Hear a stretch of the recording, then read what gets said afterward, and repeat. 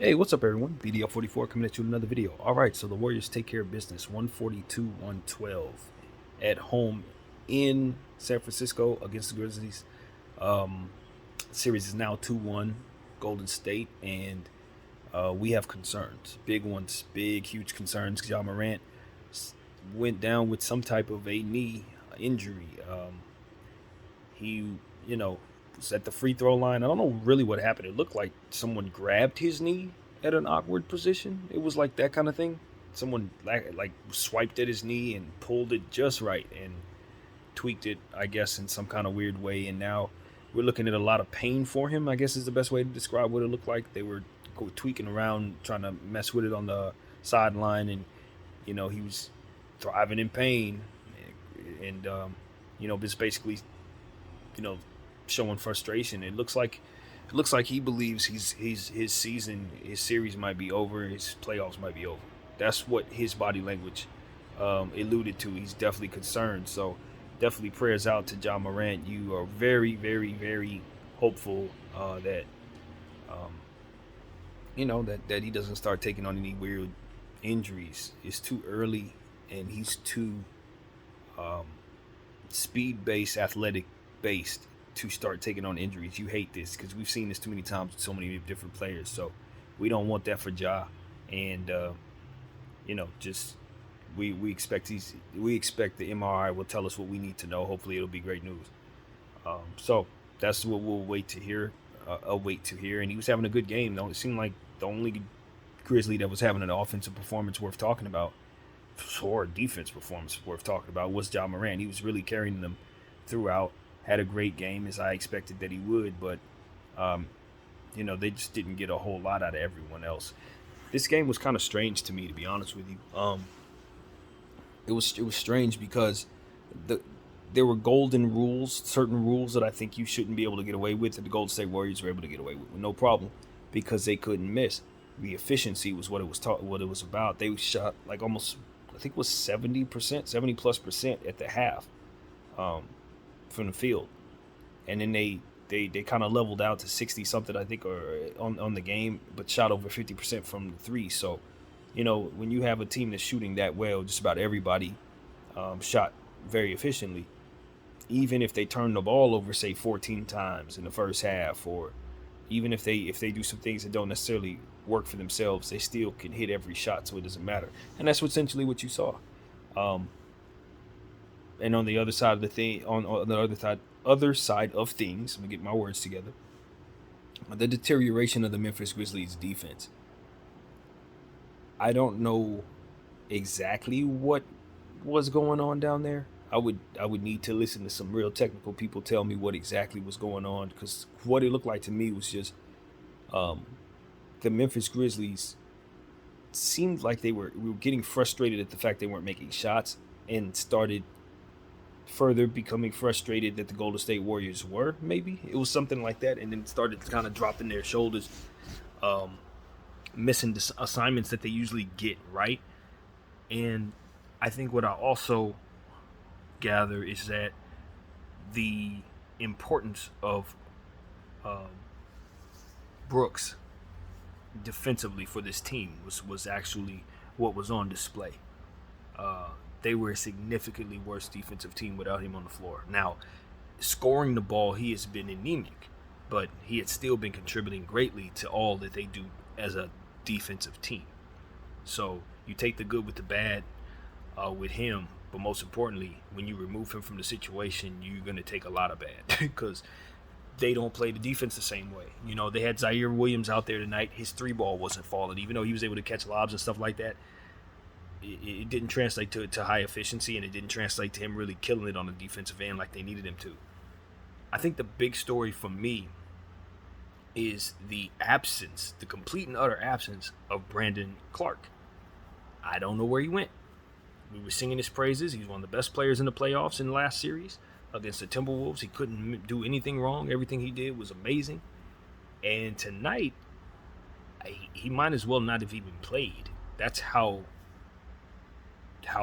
just anemic his I can't even say anemic, because anemic means that you cold. Nah, that ain't what happened. He didn't shoot. He didn't do anything. He was just kind of running around out there. You look at his stats, and there was nothing attempted. No boards. No, I think he attempted like 2 shots. I don't know what's going on with him, but he needs to get back to being who he was against the Wolves for this team to be who they need to be, especially if Ja Morant is going to miss time. Now, we know this Memphis Grizzlies team has a fantastic record without Ja Morant. That is the story of their season. They've withstood 22 missed games from him, and I think they only missed like 5 of them, or lost 5 of them. So you're talking about a team that knows what they're doing when they have their team together without him, but not going up against the Golden State Warriors, who's been, shooting like this in a game where, no one could miss. I mean, Jordan Poole was fantastic. Klay Thompson bounced back from his horrible performance and couldn't miss. Steph Curry, even though his 3-ball wasn't falling, he ended up with 30 points tonight.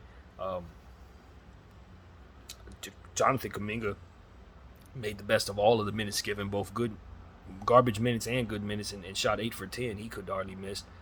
You had Wiggins out there playing excellent. He could hardly miss. He was 7 for 10, if I'm not mistaken. It just goes on and on. Like, everybody up and down that team scored very, very efficiently and did it in a good way, especially the Splash Brothers. And Draymond got his 8 assists, making sure everybody got involved, getting rebounds and just doing what he does defensively. I mean, the Golden State Warriors look like the best team in the league tonight. 142 points they dropped on the Memphis Grizzlies, who's a good team.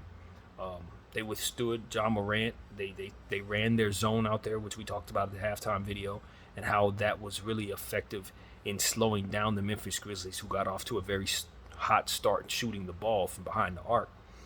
The Warriors withstood that. They closed in on them with that defense. Guys like Otto Porter, who was also hot tonight, who also played extremely well, did what they needed to do to just keep it close. And they were hitting shots. Boom, hitting shots. Even though the Memphis Grizzlies were still coming at them with Ja Morant, their defense was working, and the Memphis wasn't playing any. I guess, like I said, Memphis seemed like they just maybe have gotten frustrated at the fact that what they were doing wasn't working. But, at the end of the day, you just look at the situation, you say, okay, the series is definitely going to change now.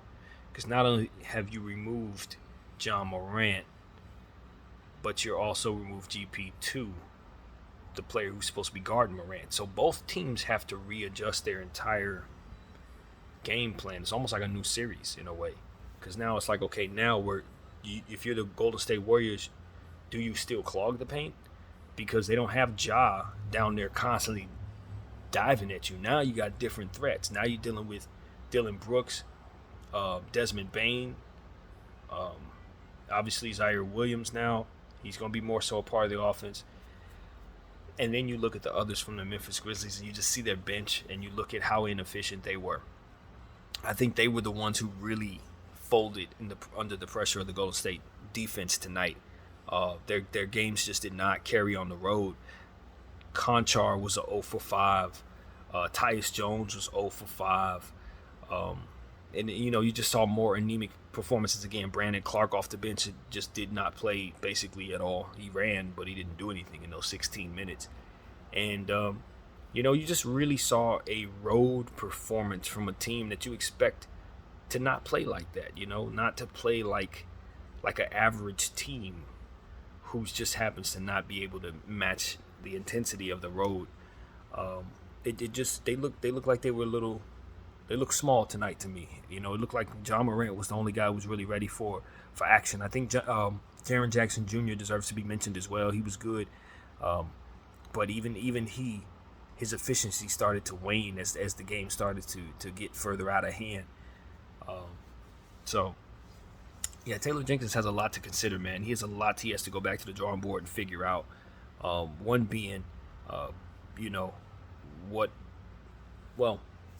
I guess this is more so a regret, but should Ja have even been on the floor in that situation?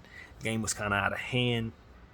Nobody else was scoring anything. It was pretty much you just kind of riding his coattails to whatever success he could possibly bring to you. But really, it might have made more sense to just kind of sit your starters at that point, seeming that the game was out of hand to me. But I don't know. You just don't know what to do in that situation. Maybe it's a playoff game. You don't want to sit the kid. He's having hot game. He wants to probably go for 50. Who knows? Maybe he continues the process and gets you back into it. I don't know, but hindsight is 2020, and now he's going to be looking at this situation with the MRI. So if we get bad news from that, you're going to be sitting here second guessing whether or not he should have been on the floor in the first place, and that is just a running theme in these playoffs. We've seen it a couple times now, have we not? So very concerning stuff, man. Very concerning stuff. At the end of the day, I don't think I've been more wrong in all of my predictions, not only with this game, but the other game as well. I was just really, really off my game. Some of the stuff I expected to see, I got the complete opposite, the polar opposite of some of the stuff that I was talking about. So if you follow my channel, I'm pretty sure you'll get a real good kick out of how wrong my predictions were today. But if you skip back to yesterday, I was right about everything. So who knows, right? It balances itself out. At the end of the day, we just take our wildest guess. It's all played in between the lines, and those players, they give us a whole lot to consider. So I definitely am appreciative of that. Those two teams put on a pretty good performance tonight, even though the blowout was evident. It didn't feel like the Memphis Grizzlies mailed it in at all. They just could not figure out that zone, and their shot selection was horrible. And then their defense waned, I would say, because of it. I would say. But even more so, they just missed Dylan Brooks out there defensively. You need guys off the bench to play well when you're missing guys. That's the problem. You can't have the offers coming from those other guys. And granted, the defense needs all the credit in the world, but at the end of the day, you just need pros to show up in the playoffs when the number's called. And they just didn't come through for the Memphis Grizzlies tonight on the road. That's just what it comes down to. There's a lot of things to consider about what the Warriors did in pushing the pushing that into being the case. But I don't know, man. I don't know how Memphis is going to respond to Ja now being out. Because see, the thing about what's happening to Memphis is they have players going in and out, in and out, in and out. So it affects how you're able to strategize. It's like, yeah, you know what you're looking at from your opponent's side of things, but I have different pieces that I can work with than just the last game. Now, my centerpiece was Ja Morant. Now I'm removing Ja from the situation, and now I'm bringing back Dylan Brooks, who was not in the situation tonight and the last game because he got ejected early in the game. It's just a lot for their coach to really have to manage right now. And I just don't think the series is unfolding in a way that you feel good about for the Memphis Grizzlies. My expectations is that it would go the distance, Golden State's way. I figured Golden State would ultimately win the series. But right now, it's really in the balance based on, obviously, Ja Morant, in his health. And then from there, just how Taylor Jenkins gets his team, to feeling confident about winning as they did during the regular season. Can they recapture that? You know what I mean? Or are they just going to fizzle out here in these playoffs? Because this is not the regular season, and these aren't regular season situations. You're going up against the Golden State Warriors, and obviously they smell blood. They're after something. So at this point, you just have to assume they're going to push forward. But hey, these playoffs taught me something.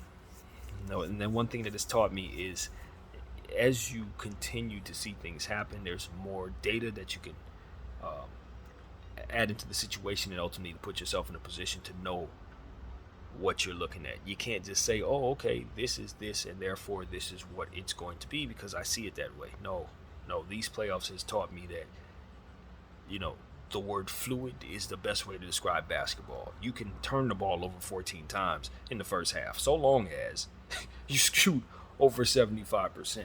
And the Golden State Warriors were somehow capable of doing that. So, I don't know. My basketball philosophies, everything I think I know is just blown up today. But that's the beauty of watching this sport. You always learn. Listening to people like Kobe Bryant, they help you understand that, you never stop learning. Even if you're a master of the game, there's still so much to uncover. And the game's evolving, so you better keep up with it. Simple as that. So, yeah, man. Hopefully Ja gets back healthy. I like what I saw from Klay Thompson bouncing back as I expected. They shot the three ball well. I think Jordan Poole is one of the slickest, sharpest offensive weapons shooting the basketball right now. He looks like a machine that is as precise as any machine. It's like a, you ever seen someone who has great penmanship and they stroke the pen in such a way that's just so elegant? That's like what it is watching Jordan Poole spinning around and doing layups and driving at the rim and doing all the things that he does. You know, he's just different, man. He really is different. And as he continues to pass the rock, I'm seeing just how talented he is in that area too. He gets the ball in through tight windows and situations you're like, how the heck did he get the ball there? He pulls it off. So I love that. Also want to point out how I enjoyed seeing certain sequences out there where they were just passing the rock to one another. I'm thinking about Kevon Looney and the extra pass play that he had. I think it was with, might have been Otto Porter or Andrew Wiggins. I don't remember who he was going back and forth with. But, you know, it's just the right way to play. You know, not forcing anything, taking the pass, making the pass that you need to make, pulling down boards and just being patient. I thought Kevon Looney showed us those point guard skills that I heard that he's had since his high school days. So, you know, that's what I wanted to see. Ultimately, was good passing from the Golden State Warriors. They're a better team when they continue to facilitate. You know, Draymond spearheading that, Wiggins and those guys helping as well. And when they shoot like they did tonight, they're not going to lose to anybody. I mean anybody. The Memphis Grizzlies are going to have to figure out what they want to do defensively, though. What they can't do is start becoming dejected because guys get hot, or because guys cool you off with good defense after you start off the game hot. They got to be stronger mentally if they're going to beat a team like this. You got to stay focused no matter what the score says. You got to stay taking good shots, regardless of what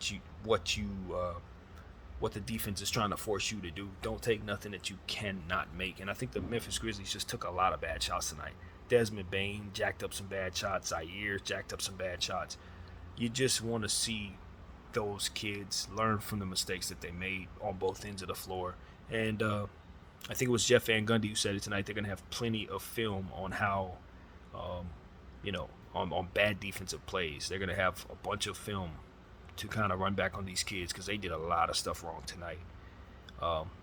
Uncharacteristic stuff that's outside of who they are, but I do believe a lot of that had to do with Dillon Brooks not being out there. So you have to look at him and say, man, you hurt your team. You do flagrant fouls, stuff like that. You're not considering people's health. Yeah, they will make you pay for that, and as a result, your team will. And they definitely missed him out there tonight. Who knows? Maybe if he's on the floor, maybe Ja Morant ain't out there in that moment to get hurt. Things you have to think about. So I don't know, man. It is what it is. I have a lot of faith in Memphis, but I don't see them winning this series without Ja Morant, even though they were so good without him during the regular season. I don't.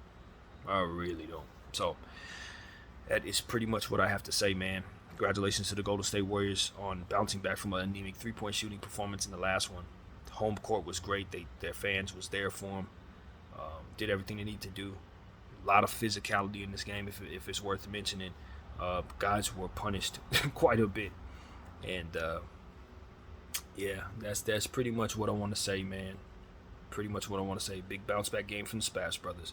My name is BDF44. Ja Morant, get healthy. Thank y'all for watching. I'm out.